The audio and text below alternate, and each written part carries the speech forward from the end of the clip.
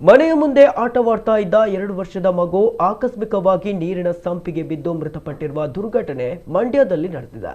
ಮೃತ ಮಗುವನ್ನ 2 ವರ್ಷದ ವಿನು ಎಂದು ಗುರುತಿಸಲಾಗಿದೆ. ಮನೆಯ ಮುಂಭಾಗದಲ್ಲಿ ಆಟವಾಡ್ತಿದ್ದ ವೇಳೆ ಮಗು ಆಕಸ್ಮಿಕವಾಗಿ ತೆರೆದಿದ್ದ ನೀರಿನ ಸಂಪಿಗೆ ಬಿದ್ದಿದೆ. ಮಗು ಕಾಣಿಸದೇ ಇರುವುದರಿಂದ ಪೋಷಕರು ಸುತ್ತಮುತ್ತ ಹುಡುಕಾಟ ನಡೆಸಿದ್ದಾರೆ. ಈ ವೇಳೆ ಮಗು ನೀರಿನ ಸಂಪಿನೊಳಗೆ ಬಿದ್ದಿರುವುದು ಪತ್ತೆಯಾಗಿದೆ. ತಕ್ಷಣವೇ ಮಗುವನ್ನ ಹೊರತೆಗೆದರೂ ಅಷ್ಟರಲ್ಲೇ ಮಗು ಪ್ರಾಣ ಕಳೆದುಕೊಂಡಿತ್ತು.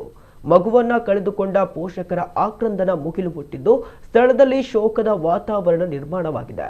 ಘಟನಾ ಸ್ಥಳಕ್ಕೆ ಭೇಟಿ ನೀಡಿದ ಪೊಲೀಸರು ಪರಿಶೀಲನೆ ನಡೆಸಿ ಪ್ರಕರಣ ದಾಖಲಿಸಿಕೊಂಡಿದ್ದಾರೆ.